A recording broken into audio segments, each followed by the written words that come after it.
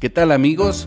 Hoy nos acompaña Cintia Cantero, quien fue presidenta del Instituto de Transparencia e Información Pública de Jalisco y que hoy es la Contralora Ciudadana en Guadalajara. Es decir, un perfil pues que nos abre las puertas a la información, pero también que ahora se ha convertido como en una fiscal, y la hemos invitado para platicar un poco de esta cultura de la corrupción que de alguna u otra manera no sale de la agenda pública.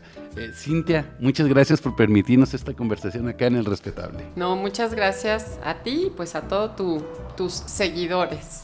Cuéntanos un poco, te has convertido en un perfil así muy interesante e importante en la vida pública de Jalisco.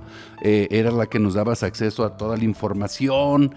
Hoy eres la fiscal en Guadalajara, una figura interesante, pero cuéntanos, ¿qué estudiaste? ¿De dónde vienes? ¿Qué hiciste para que la gente te conozca un poco más? Bueno, yo soy abogada, egresada de la Universidad de Guadalajara, pero también tengo una especialidad en antropología y ética por parte de la Universidad Panamericana, y bueno, también he tenido otros estudios, ¿no? Soy también maestra en constitucional y administrativo.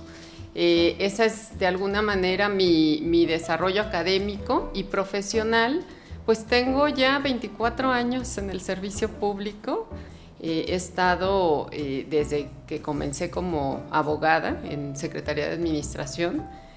Posteriormente fui creciendo hasta ser directora también en la misma secretaría. Ya después me fui al Instituto de Transparencia cuando recién nace esta organización, este instituto, y a partir de ahí estuve en el Hospital Civil de Guadalajara. Volví al ITEI como presidenta ya de este organismo y pues como señalas tú, ahora estoy en el Ayuntamiento de Guadalajara a cargo de la responsabilidad de la Contraloría Ciudadana, que es este órgano de control interno que lo que busco es acercarlo a la sociedad, porque en ocasiones no sabemos de qué nos sirve una Contraloría o qué es lo que hace. Quisiera empezar por eso, que nos dijeras cuál es el análisis que tienes tú de la cultura de la corrupción en México. Sí, porque sí parece que hay una cultura muy arraigada, ¿verdad? En realidad no creo que sea propiamente una cultura, sino más bien estamos hablando de un fenómeno social. Tenemos los hábitos y costumbres en nuestra sociedad que durante años han sido profundamente arraigados en las instituciones públicas, pero también en su conjunto con la sociedad, porque si no existiera esta vinculación de la sociedad con las instituciones, donde también se generan las prácticas de corrupción, bueno, estaríamos hablando solamente de los servidores públicos. No es así, es algo que se ha gestado, insisto, en la sociedad, y me parece a mí que ha sido también con base en la educación que hemos tenido como país. Me parece que necesitamos formar ciudadanos, no nada más centrarnos en otro tipo de temas, sino también enseñarnos, es decir, que exista una pedagogía respecto a cómo ser ciudadanos, cómo vigilar a las autoridades y, por supuesto, las autoridades, cómo disminuir y atender estas prácticas de corrupción. Pero más bien lo que escuchamos popularmente son dichos como el que no tranza no avanza y cosas por el estilo, ¿no? ¿Qué opinas de eso? Es completamente falso. Yo considero que el que es tranza tarde o temprano siempre tiene consecuencias. Me parece que evidentemente existen muchas personas que buscan sacar ventaja de sus espacios, de sus puestos, de los espacios que ocupan. Incluso también como ciudadanos buscan tener esta ventaja para poder conseguir ventajas o beneficios, pero me parece que tarde o temprano existen consecuencias para todas las personas que actúan bajo esta conducta, y bueno, yo creo que es falso. Cintia, ¿tú qué opinas? Una pregunta un poco quizás inocente, quizás un poco menos profesional, pero que mucha gente la comenta por aquí y por allá, que dicen que también es corrupción aceptar un cargo para el que no se es apto. ¿Qué opinas de eso? Por supuesto que lo es. Por supuesto, el que alguien esté ocupando un espacio público en el cual no cubre con el perfil, definitivamente es estar robándole dinero al público dinero que se invierte en una persona contratada para que pueda desempeñar una función o un servicio, y el hecho de contratar a alguien o de que lo esté ocupando alguien que no tiene ese perfil, pues estamos también desviando recurso público. El 3 de 3, esta ley que se implementó ciudadana, creo, ¿no las podrías explicar un poco y en qué consiste y en cómo va y para qué sirve? Sí, esa iniciativa fue ciudadana y finalmente quedó reflejada en una ley, que es la ley de responsabilidades administrativas en el país, y todos, actualmente los servidores públicos, tenemos y estamos obligados a presentar la 3 de 3.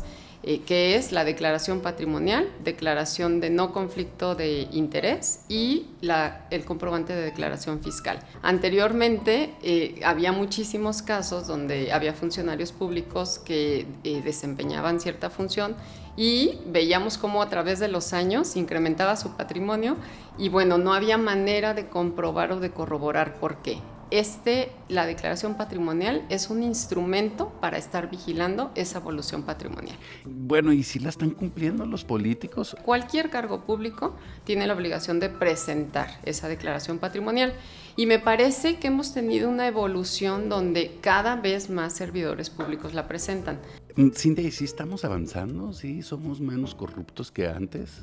Estamos avanzando en desarrollar un sistema que pueda atender la corrupción. En eso estamos avanzando. Es a paso lento. Tenemos desde el 2015 que comenzó un nuevo sistema, digamos, que hace propuestas de atender la corrupción de fondo y no nada más de forma. Y bueno, yo diría que estamos en la primera etapa, los primeros 5 o 6 años, donde se hizo todo el cambio normativo en el país y ahora nos toca implementarlo. Y me parece que, insisto, lentos, pero yo siempre lo dije desde que comenzó, que le daba 20 años para que se evidenciara realmente el impacto de esa agenda. ¿Y cómo fomentar una cultura más noble, más honesta entre los servidores públicos? ¿Será que metiendo al bote a uno para que los otros aprendan o cómo fomentar esa cultura? Sí, las acciones públicas tienen que ir orientadas en gran medida a las prácticas de prevención, más allá que las de sanción, porque estamos inmersos de redes de corrupción que durante años se han gestado en las instituciones públicas, en todos los sectores, y lo primero que tenemos que hacer es tener claridad en dónde están esas redes y tenemos que comenzar a cerrarles de alguna manera pues ese desvío de recursos que han existido por años, cerrando esas fugas de dinero público o de acciones que se llevan a cabo, que en este caso cabe las acciones en materia de prevención. Entonces ya nos vamos a ver quiénes fueron los responsables de haberlas cometido.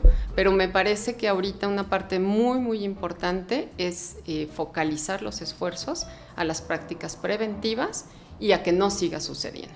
¿Tú qué consejo le darías a alguien que se va a iniciar en el servicio público? De entrada, que si quiere ser rico, que se dedique a otra cosa, ¿o cuál sería el consejo que le dieras tú a alguien que quiere hacer carrera administrativa?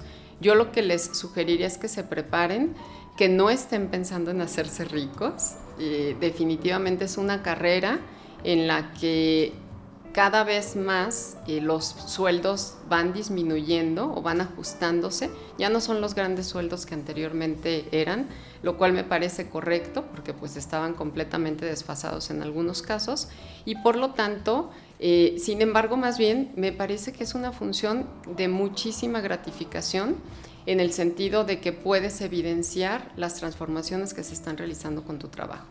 Por otro lado, en Guadalajara sabemos que estás impulsando un programa contra la violencia en razón de género.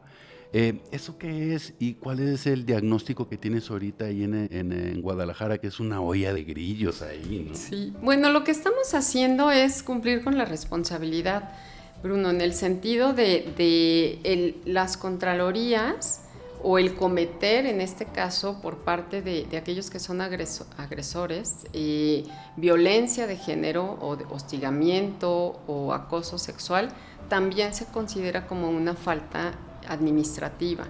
en la cual o incluso puede llegar a cometer delito penal.